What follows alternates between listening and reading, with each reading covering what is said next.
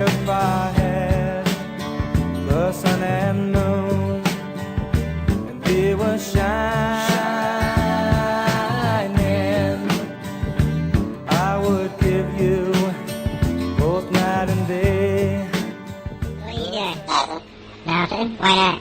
Trying to get on this Lifestyle Radio website. Sounds like a cool website. Yeah, it's alright. Oh, hey, I might have it. You might have it. You're listening to Lifestyle Radio. The opinions expressed during this show are those of the individual participants and do not necessarily reflect the opinions of their associated organizations or Lifestyle Radio.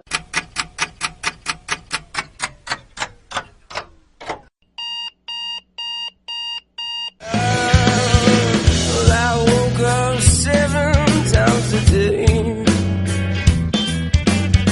It's easy feeling surrounds you, okay? But they get by a minute into force. Oh, I didn't notice it's all getting full. But only when got been by chance, I done got here. I didn't think it ever come to a stop. Well, good morning, everybody, and welcome to Cannabis and Coffee with me, Tamarijuana. It's pretty smoky out there this morning, guys. We've got 3 more fires burning in the East Kootenays, and they're fairly close to me. So the sun's pretty much blood red this morning, and I'm having I was having a hard time breathing last weekend. I thought the worst was over, but it really isn't. I was out taking pictures the other night on Moye Lake, and it's growing at triple the size since I've been out there. So say some prayers and send some good vibes to the East Kootenays because we're burning. Anyways, this morning I have the lovely Jade with me. She has been in the cannabis community now for just about 10 years and started out with being involved with the doctor and getting involved with the cannabis community that way. Welcome. Good morning, Jade. Hi. Good morning, Tamarijuana. How are you this morning? I'm dying of smoke inhalation, but I'll just, roll another one and add to it. That's the best thing. I like that. Just roll Blaze another with the one. haze. That's right, exactly. So I was just mentioning how you got involved in the cannabis community with Dr. Jan. So why don't you let everybody know how you kind of got involved? Yeah. For those who don't know me, my journey and pioneerism, or whatever you want to call it, basically started back in 2010. Essentially, prior to that, I had got into an accident in 2006 and was on heavy narcotics and switched over to cannabis. And I was, ironically enough, working for a pharmaceutical company, which led me to meet a doctor in 2010. We journeyed together, and he was optimistic with cannabis giving results medicinally to certain patients and aspects. And we journeyed together. We fell in love and had a partnership. And I had a subclinic to his clinic, helping patients get their prescriptions through Health Canada.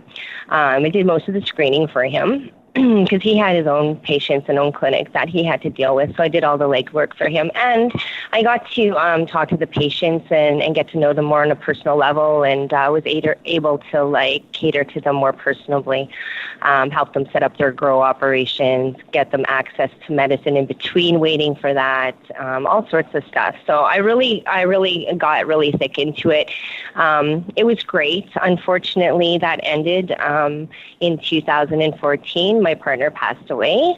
It was a real shock to everybody, myself included. But that set a new path for me to move out to British Columbia, where my best friend, Asia May Moon, who's a wonderful woman, I miss her dearly because I don't talk to her as much anymore. But she brought me out here, and I started working for her for 12 High Chicks about a year and a half into living here and getting settled. And I did a lot of journalism for that magazine. And and then now I'm working for Weeds, and that's for Carol Gwilt and Don Briere. And I've been here for about 3 months now, and I absolutely love it. That's excellent. Yeah, and excellent. So I do a lot of the promotional stuff, and I'm really heavy into journalism and doing some freelance stuff there. And in addition to that, doing promotional work for other companies and so forth. Yeah, so I just kind of just going with it. And in between all that, I still have patients who reach out to me, and I try and steer them in the right direction. That journey isn't really completely stopped either. And educating and, not only educating others, but continuing to educate myself, because there's always new advancements in everything that's going on. So, staying on top of it, and paying it forward, essentially. That's what we all try to do. I think being activists, we get, and being patients ourselves, right? Because we are patients ourselves first. How we kind of all get involved with this cannabis movement is because we all look at cannabis. Either we've been charged, and are meeting our going to jail, or we're patients, or we're both, or there's so many different reasons and aspects as to why people get involved. Yeah, that's right. Yeah, and we always have to be aware and know what our rights are and our freedoms and these sorts of things. And we still have to push the boundaries a little bit, and be the change we want to see in the world, because essentially at the end of the day, we're never going to be truly satisfied.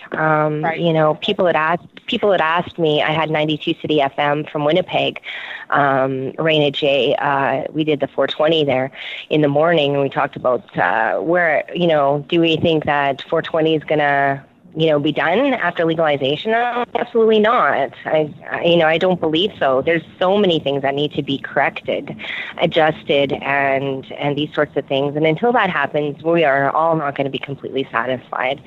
Yeah, in addition to that. Yeah, we've talked prior shows, about the stigma. And I mean, going back in time, you helped Neil Magnuson with the Freedom Tour. And Neil brought forward that Freedom Tour to go across Canada, to educate police forces, educate local politicians, and really was a great way of changing the stigma. And Neil has done a lot of work in that area. Neil has been a phenomenal person, a dear friend and activist in this community. Currently, he is heavy into the east side aspect in Vancouver. In Vancouver, right, doing the substitution. In Vancouver, doing this, substitution thing. And I think it's great. Dana's on board. Dana Larson is also on board with this, and they're very, very, very thick into that. And I want to talk a little bit about another thing that's kind of me around that, right? Yeah, that's kind of, because we want to talk about, it's a new dialogue, right? It's about changing the idealisms and the old prohibition aspects. And it starts with, the medical is definitely present, but now we have a whole new epidemic. Okay, we have addiction, and for many years, we work around it. We have these AA, we have NA, and all these programs, quote unquote, and we can utilize them. And for some it works. Some seek out religion, whatever they need to do for themselves to get out. But when they close down Riverside, down here, we have a whole epidemic on the east side, and there's addiction living on the streets of Vancouver. And it's so disheartening to watch this happen. And I'm so happy that Neil and Dana and these other places that are reaching out to these communities that are suffering. There is a new mail order website that's steering for Aboriginal people in remote communities as well. And they're actually just getting footed themselves. And they are completely into this harm reduction thing. And it was really steered from when this one community in Saskatchewan had suffered a loss over a weekend of 3 family members dying in the cold winter from alcohol poisoning. And it was just really bad. It's awful. And in these reservation areas, people don't have access to whatever they have access to is like really bad out there. And it's becoming known that meth is reaching these places as well. And it's really disheartening, so if there's an opportunity for, putting cannabis there in a replacement in substitution, I'm all for that. Well, I mean, being I'm a wife. My husband's First Nations, right? Your First Nations, your partner's First Nations. So I think I'm seventh generation Ojibwe, and my partner's 100% treaty Cree, and so it's and my his husband's family. Cree too. Yeah, absolutely, from Saskatchewan. And you really notice, I just because of the reserve, like you were stating about the reserves and how they don't have access out there. And a lot of the elders aren't educated about cannabis either, and that's something that we have to bring forward with the young, and bring forward to the young people. That's right. Is going to change. Lucky for us, we can start footing that. We're starting to educate a little bit more hands-on. We actually went down to that reservation in our journey last time on the road to Saskatchewan. We had actually stopped at that reservation and had a talk with some family members about it, and we said we have other opportunities for you guys to like flourish and stuff like that, and it doesn't have to be this way. It's about breaking the cycles and the patterns, and I think that cannabis has been misunderstood, but I also believe that bringing forth education and utilizing cannabis as a mechanism for healing, and these sorts of things. I think that it can bring light and hope to these areas that would need it. And that goes with the East Side too, and it's about compassion. This is compassion. Okay, we lost some compassion in the medical community. We lost some compassion in the recreational community. This is compassion. There are people dying on the streets. There are people dying in midwinter, in reservations. It's all over the place.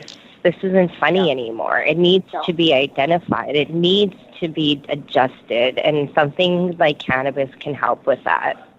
Absolutely. And that's one thing I think that we really need to, education, like you said, bottom line, is to educate people about at the end of the day, that's what it comes down to. Absolutely. Yep. And changing 100%. minds, because it's the stigma that still goes along. Because I know a lot of the Aboriginals that live out here on the Tanaka Nation do not see cannabis as a medicine. Some of them are coming around to it, but it's the elders. It's the older generation because of the stigma, because of reefer madness. I'll tell you. My partner's grandmother is 73 years old. She's Cree, speaks full Cree. And she's a Jehovah's Witness, okay? I kid you not.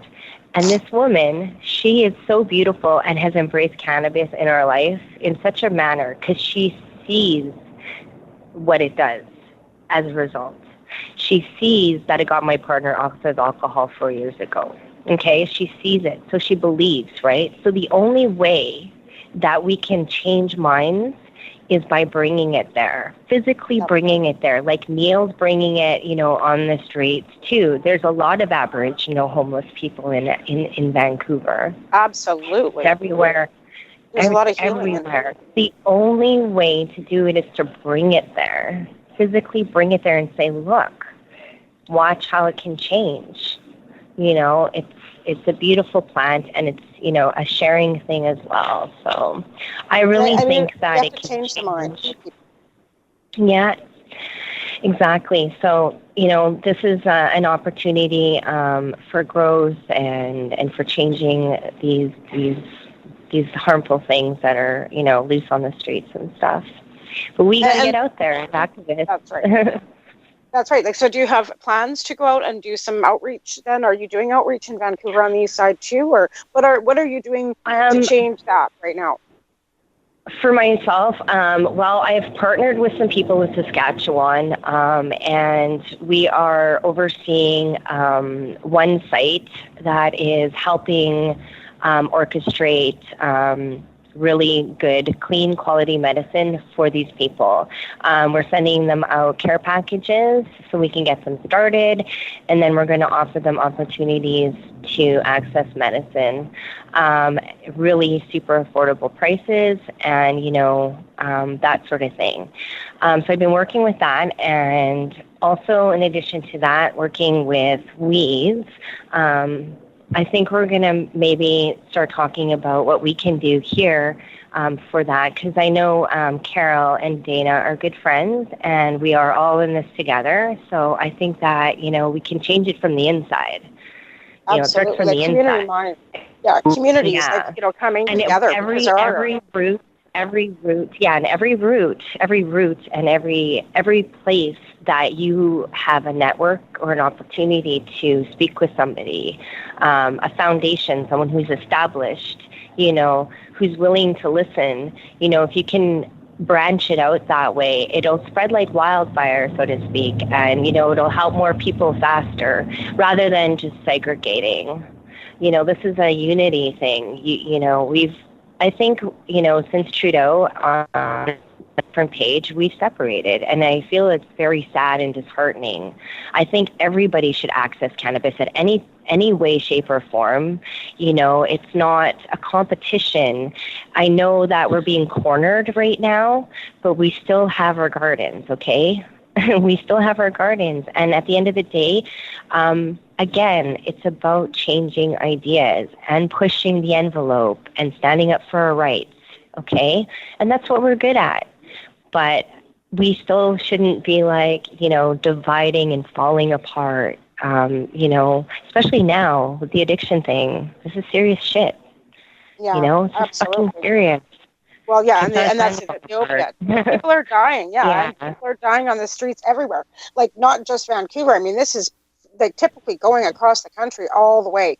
Even in this small area here, we've lost 3 people. Right. I mean, 3 doesn't sound like a lot, but when it's only a population of 20,000 people, 3 are 3 too many, as far as I'm concerned. Yeah. So exactly. The meth and the cocaine and stuff, they've all pretty much shown that the fentanyl is in everything except for cannabis. Exactly. Try to say, cannabis.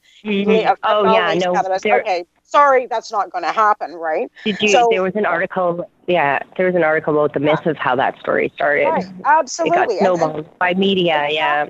Exactly, because they want to fearmonger us, and they've been doing that to us for 20 years, trying to make it sound like cannabis is the most toxic, harmful thing out there, and you're going to die. I know. Some of the memes come out, I just have to shake my head okay, yeah, your mother found you dead on the floor after you smoked a joint. Okie dokie then. It gets to be monotonously ridiculous with the ways that you try to fearmonger. But I mean, that's the best way to get the masses to don't smoke pot because there might be fentanyl lacing in it, and that's not going to happen. Pretty hard to put fentanyl into a plant. But again, that's another argument altogether. But without it's still horrible. It's still horrible because we're trying to save these people with cannabis, and then they try and throw us under the fucking bus about it. It's okay, you guys need to seriously give your heads a shake. Right, exactly. Okay, but it actually, but it shows who's really adult about stuff, right? Okay. Well, exactly. If the real logical person looking at this is not going to believe that bullshit, whether they're a pothead or not. Okay. And if they do, then they're so hyped up on media that their brains are probably full of garbage to begin with. That's just my opinion. But, we have to be realistic here. We have to be adults and we have to see it for face value.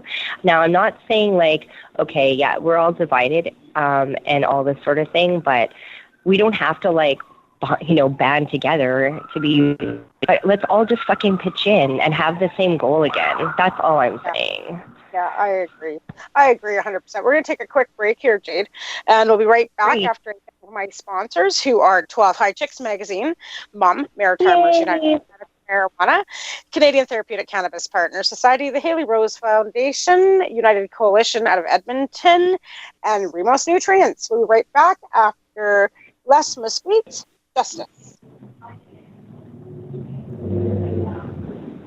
From the Canadian Therapeutic Cannabis Partners Society. The Canadian Therapeutic Cannabis Partners Society is a non-profit organization dedicated to ensuring improved access to therapeutic cannabis and cannabis byproducts in Canada. With a federal government that has committed to legalizing cannabis, we feel it is our duty to ensure that the medicinal use of cannabis doesn't get lost in the process and that there are clear distinctions made between the medicinal and recreational use of cannabis. It is our mission to ensure that government regulation doesn't get in the way of a sick, disabled, or terminally ill person's right to use or produce this amazing natural health product. If you would like to get involved, you can contact us on the internet. www.canadiantherapeuticCannabisPartners.com. On Facebook, CTCP Society. Or search Canadian Therapeutic Cannabis Partners.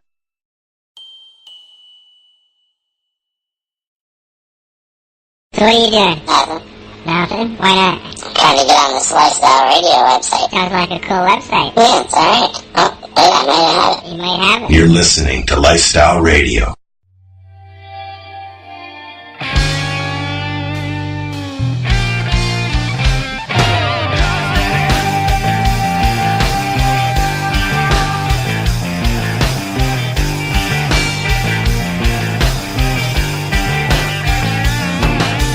Power to the people, every soul is equal.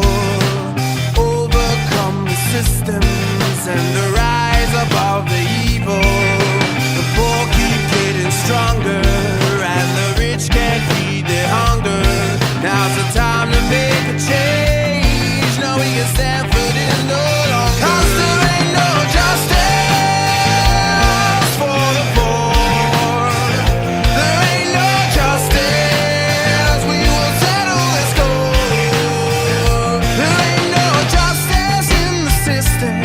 Either you're with us or you're with them. Yeah, tired of being a victim in a corrupted social system. Yeah, living each and every day, thinking up and no won't go away. Well, let's join together and take a stand. Time is now. 'Cause there ain't no justice for the poor. There ain't no freedom for the victims of war. There ain't no peace for the wicked. Yeah, only greed and money. Now they just can't kick it. There ain't no justice. No justice. There ain't no justice. No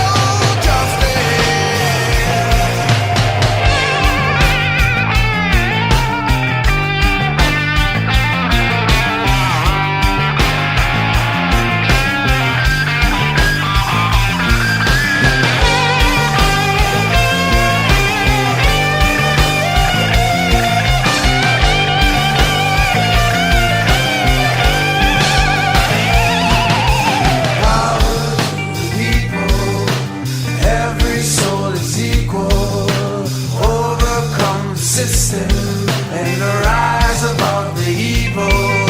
The poor keep getting stronger and the rich can't feed their hunger. Now's the time to make a change. Now it's time to make a change. 'Cause there ain't no justice for the poor. There ain't no freedom for the victims of war. There ain't no peace for the wicked. Only greed and money. No, they just can't kick it. Still, there ain't no justice. No justice. There ain't no justice. No justice. We have lost the way. This world is ruled for everyone, and the good earth is rich. Greed has poisoned men's souls. We think too much and feel too little. All will be lost. The kingdom of God is within man, not one man nor a group of men, but in all men, in you. You, the people, do away with greed, with hate and intolerance. Let us fight to free the world, to do away with national barriers. You, the people, have the power to make this life free and beautiful, to make this life a wonderful adventure. Then in the name of democracy, let us use that power. Let us all unite.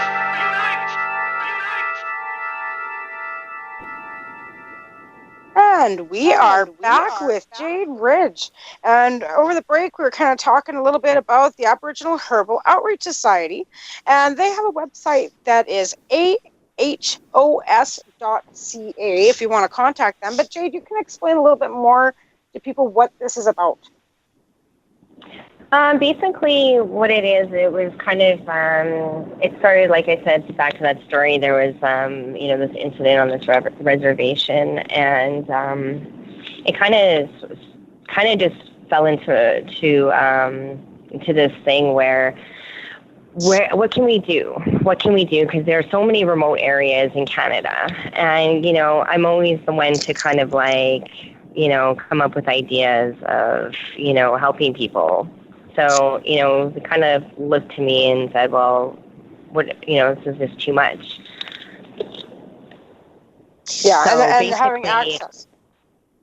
Yeah, so basically I am reaching out to these communities through, right now it's word of mouth, because we can only tap into so many different areas until either we get their local email addresses, which is what we've been doing collectively, and emailing them.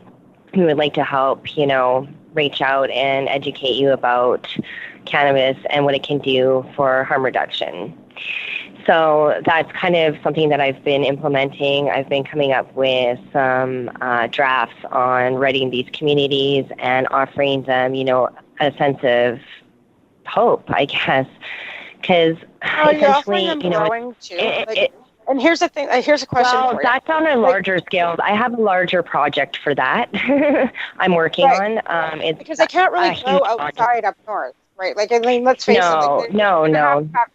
I have a huge project for that one. That's a whole different project that I have going on, and I'm working with.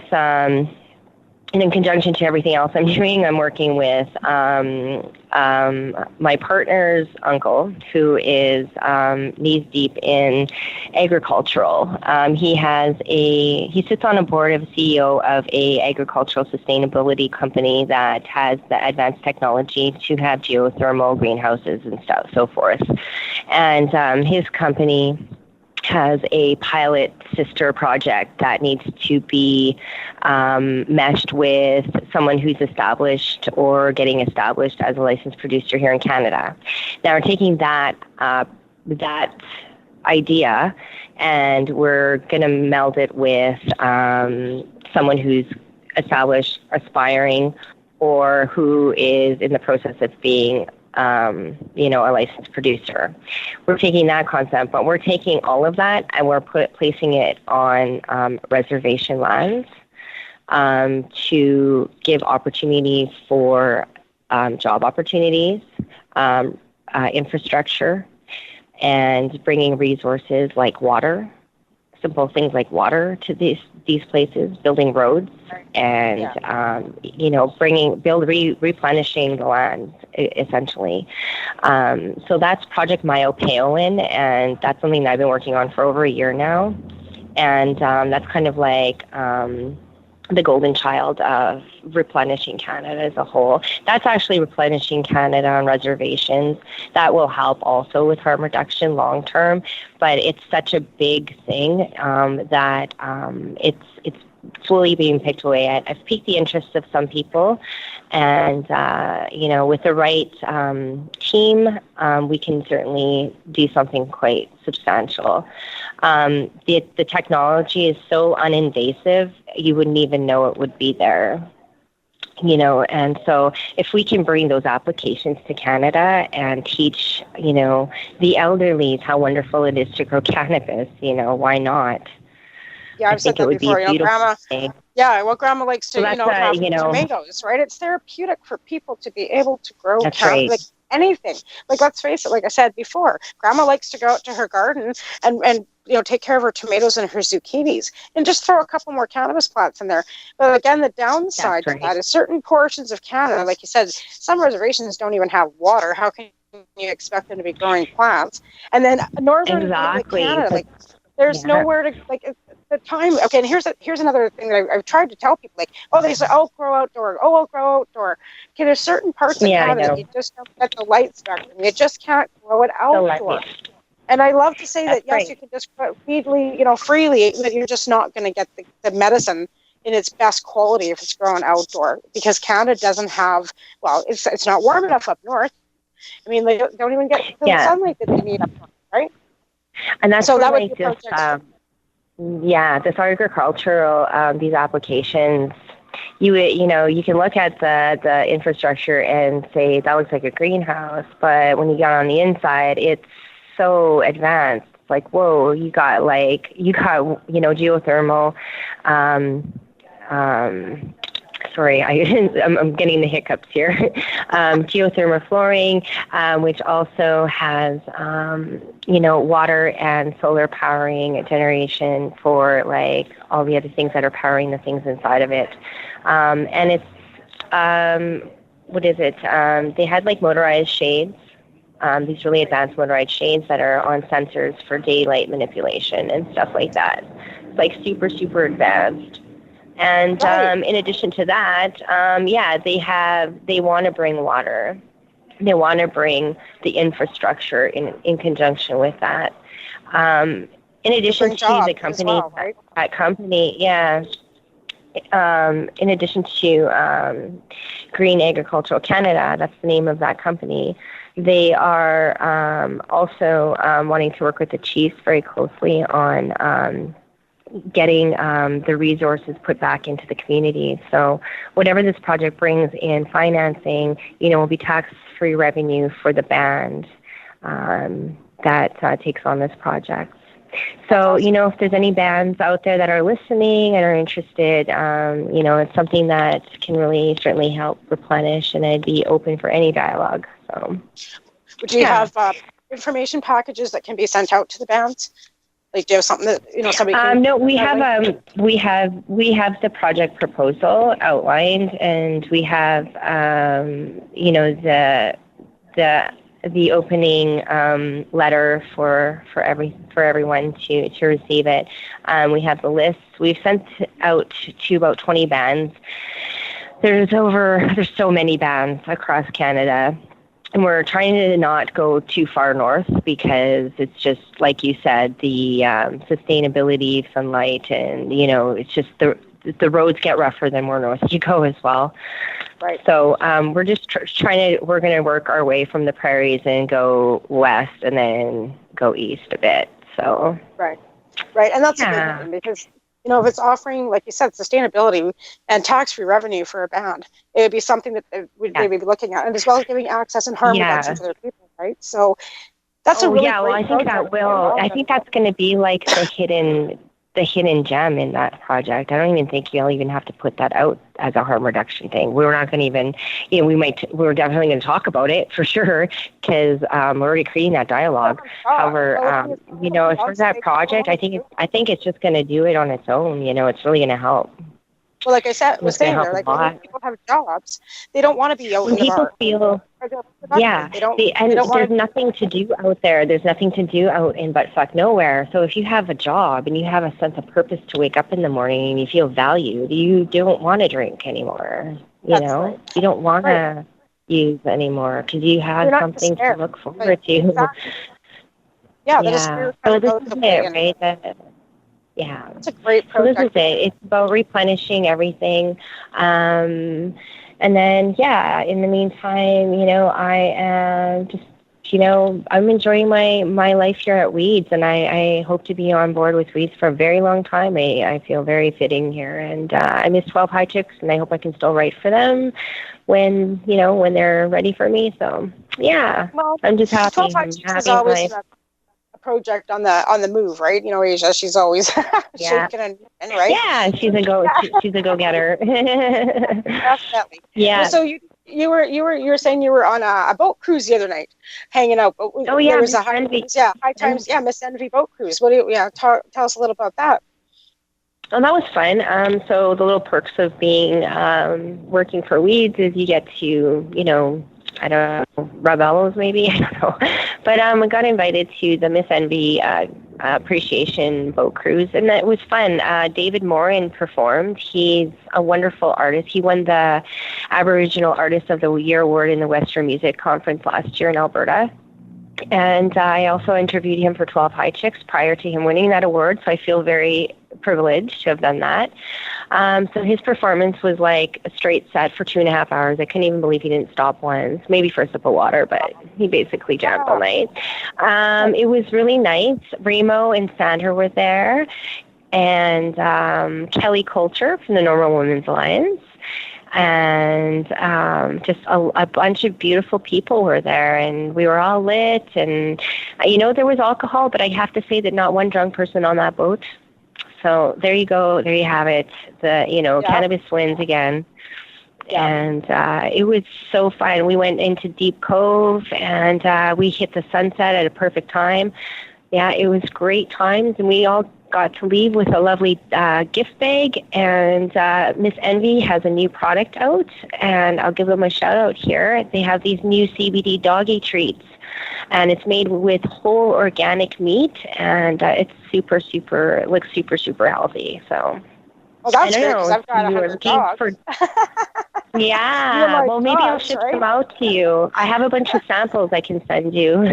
Well, we've got a couple of old dogs here, like Mindy's dog, Peanut 17, and she's got a cancerous breast. Oh, dear. Figuring, right? So we've been actually giving her a little dab of oil every day, and it seems to be breaking that cyst down. I'm not just making that up. Like, it was a hard lump, and over the last 2 weeks, we've been giving that dog a little bit of oil, like a speck on the end of her finger. And the dog is like you can tell the dog's a bit stoned. We figured, oh my God, did we give her too much? But we haven't. Like, it's just like a tiny little speck. But it's breaking up that tumor on her stomach there. So I'll take it. Because like even Tika, like my shepherd, she's 11 and she's got bladder issues. So she's on medication for that too. And I can't seem to find anything organic that's going to stop that bladder leak. So she's off to the vet every 3 months to get pills. So if we can get our pets in better health, and I don't think we talk enough about how cannabis can help pets. I don't think that's something that people touch on a lot. So yeah, definitely we'll take some of those samples, because I've got a brood around here. I got another 20. Well, he came to me when he was 18 pounds. I think he's gained since he's been here. He's just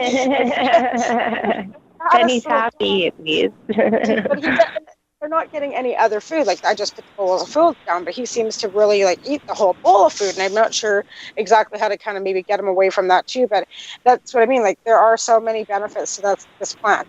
Whether it's your grandma, whether it's your old dog, there are things within that plant matter that helps everybody. And like I said, harm reduction. There's just so many things that cannabis helps with. And I wish that more people would. I'm finding, though, that more people are looking into it. Like, a lot of people, even when we had Julie on the show last week, and she was saying one of her grandma's friends was telling her grandma, well, I found this perfect stuff and pain-free, and her grandma asked what she was using, and she said cannabis, And then I have another lady in here in town that I had taken some of my candies and cookies to, and she was having some pain, and I seen her yesterday. She goes, I couldn't take them. She goes, I took a little tiny bit of a cookie. She was so not a consumer, right? Just did not like the way it made her feel. So, from one aspect, there's grandma saying, yes, this stuff is working for me so well. And another person that's saying, I just couldn't do it. I felt like I fell asleep, and I felt like I was falling down a rabbit hole all night, is what she told me. Yeah. So it's just oh, I've fallen down that rabbit hole before. I know how it feels. You know what I mean? So yeah, exactly. Dosing too. But being in a dispensary like Weeds, you have the ability to help people with dosing and showing them the difference. And because the dispensaries, and this is the thing, I know people are all, you got some that are, the dispensaries, the licensed producer, It's all about dosing. And if that dispensary I'm about access for all. I don't care how you get it. For me, I'm neutral. I'll please Sweden. Honestly, I think, I'm so tired of fighting, honestly. I don't know if it's because I'm 42 years old, but honestly, I don't care anymore. I just want everyone to prosper. And I don't mean financially, okay? I mean prosper as in cannabis. I mean it's in cannabis. I want them to prosper in cannabis, whatever that is for them. But don't get greedy. Don't get greedy. That's where you're going to fall short. It's about altruism and put it back, put it back into the community where it belongs and help these people. Us as medical patients, we had our time. We're having our time. We have our gardens. We have what we need, okay? As recreational people, what you need. You're getting what you need. Now these people that are suffering and dying because of opiate and alcohol and all these other harmful substances, now it's their turn. Okay, we need to help them. As pioneers, as activists, we need to do something about it. We don't have to band together, but something needs to be done, and it needs to be done today. Yeah. We're going to hold that thought. We're going to take another quick break and we'll be right back.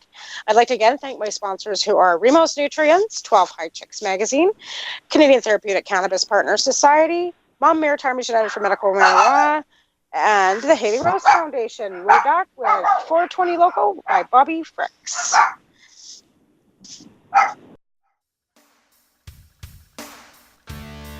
Hi, it's Deb from BMA Hydroponics. Whatever you are growing, from vegetables to medicinal cannabis, we have everything you need to succeed. From seed to harvest to processing and extracting, we carry all the brand name products that will help you produce, process, and consume high-quality medicine. Our knowledgeable staff of qualified growers have decades of experience with home production, and all possess either MMAR injunction status or an ACMPR registration certificate. We offer the largest variety of products available anywhere, and if you don't see what you're looking for, just let us know and we'll find it for you. Visit our store at 404 Maitland Drive in Belleville, Ontario, or visit our website at bmahydroponics.com. We can be reached at 613-967-9888, Monday to Saturday from 10 a.m. to 5 p.m. or find us on Facebook at facebook.com/BMAHydro and drop us a line at BMA. Our motto is your success is our success. Please hang up and try again. You're listening to Lifestyle Radio.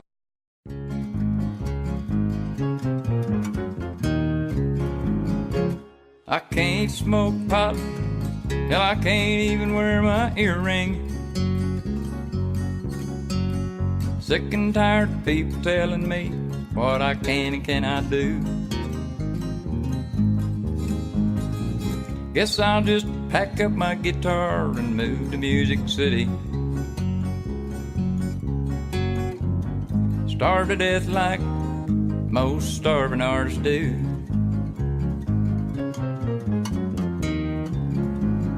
I can smoke all the pot that I want in my old 420 Local. If I want, I can even wear an earring in my nose. No longer matters how I vote, or even if I want to. No longer matters how I wear my hair or my clothes.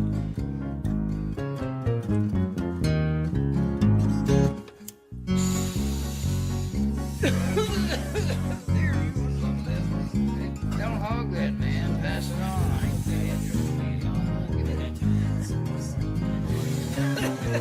You wouldn't even thought about it. Hurry up. Hey, don't hog it. You need to stand by what you're doing. We're just, heck yeah, pass it. I can smoke all the pot that I want in my old 420 Local. Willie Nelson would kick your ass for smoking that much. If I want, I can even wear an earring in my nose. Don't bogart, pass it on, pass it on. No longer matters how I vote, or even if I want to. No longer matters how I wear my hair or my clothes.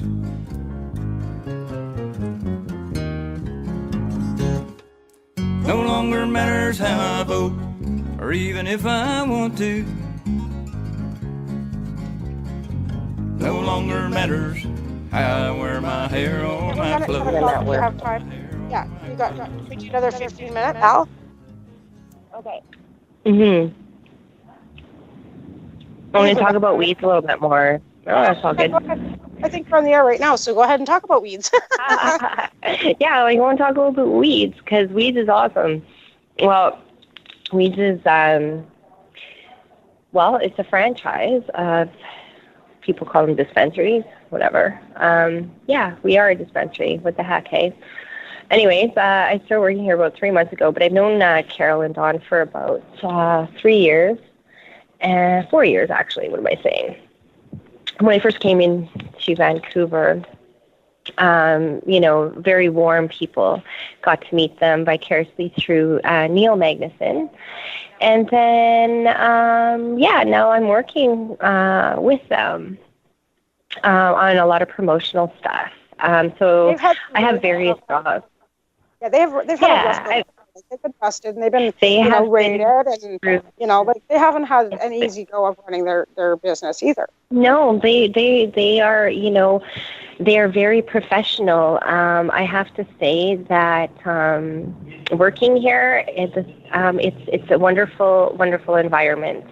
They're very professional in everything they do. They test their products, and they are very, very diligent.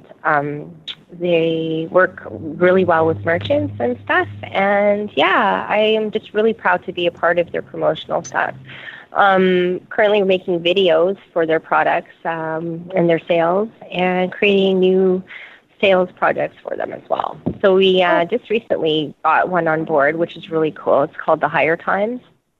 So if you're in Vancouver, you can have anywhere from 420 to 710 every day. There's a different 15% off sale. So each store has a different item on sale. So if you're in any of the areas, between 420 and 710, stop by one of your Weeds locations. And how many Weeds locations are there? Yeah. How many locations are in Vancouver? There are a lot. In Vancouver, there's 7. Awesome. We have 7 locations. And if you don't know where any of those are, you can always go to weedsgg.ca and just click under the locations, and you will see all the locations, including the ones across Canada. And if you're and we also want to take on new members every day. So if you're in an area where you don't have a Weeds location, you could definitely sign on as a member at weedsgg.ca, and it's a really easy process to become a member. You don't have to be a medical patient or anything like that. You just have to be 19 years or older, and and just show some ID, and away you go. And then you can shop online. Lots of wonderful products to choose from. I think that's going to be the norm for a lot of people. They're just going to start shopping online. Like, even though you can go, because let's face it, there are places like here that do not have dispensaries. Mm-hmm. There are places all across this country that do not have access to walk into a dispensary. Sometimes there's not even somebody, like if you're new to town, you can't even find a guy. You don't want to go to a bar to go buy a joint. So these online options are available, and there are lots of them out there. So people, if you're in a remote area, and you don't have, and even if you don't have a medical card, because of the way the legislations are changing, a lot of these places are catering to 18 and over. And if you don't, you can find them online. So weeds.ca is one of them that you can find. There's many out there. That's right. Yeah. So you can certainly do that. I mean, a lot of people are doing the order thing these days. I think it's just because it's becoming legalized, and people are, I don't know, or just whatever, just doing it because it's, it's a good thing, I guess. Well, it's access too, right? Access to decent stuff. Sometimes let's face it, northern parts of this country, you're paying upwards of $100 for some grams of the prices up there are crazy. You're getting not great cannabis. It's terrible. So if you can order online for a reasonable price out of the coast, why wouldn't you? Even if a licensed producer, even if you're a licensed producer, at least, let's put it this way, if you're in a remote part of this country and don't have access to anything, at least if you're a medical patient with a licensed producer, you're still gaining access. And I say that out of the left side of my mouth. You know how much I love them. But I'm not.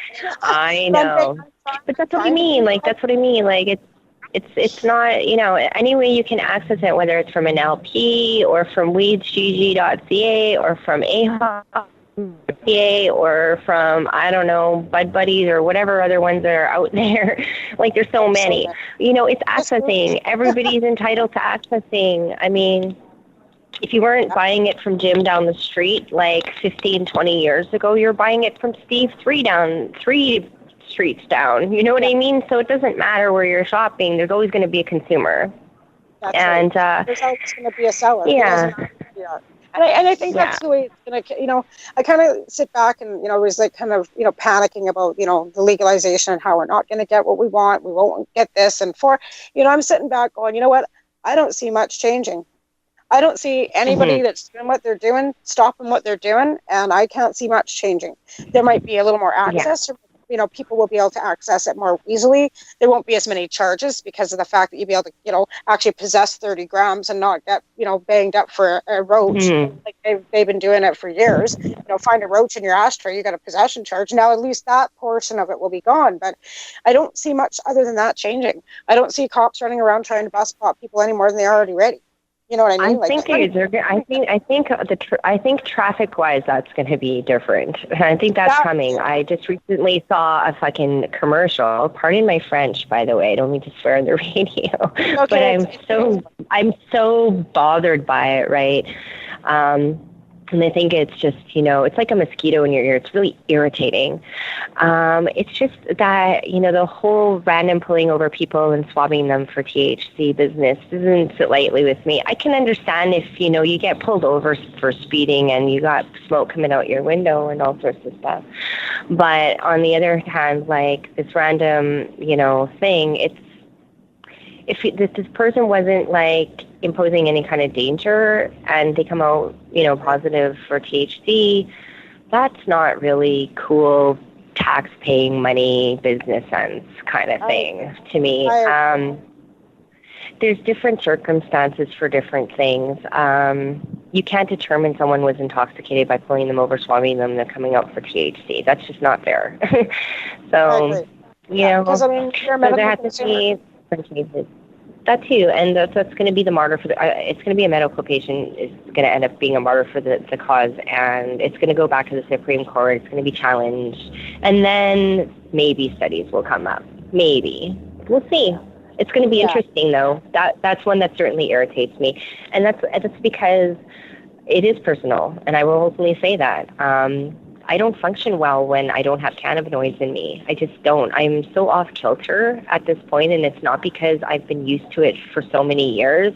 It's because I only started feeling normal when I started taking it. I don't get high anymore. I'm lucky if I get high. Yeah. I just feel like I took a really good power vitamin and I'm ready to go. That's how I feel. That's how cannabis makes me feel. It makes me feel balanced.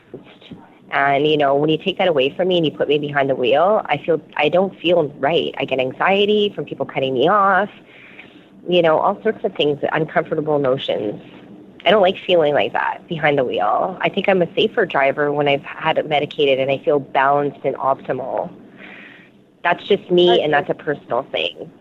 No, but I also realize that I'm not like everybody else, and there are some people that get behind the wheel that are impaired on medibles and shit like that and shouldn't be behind the wheel.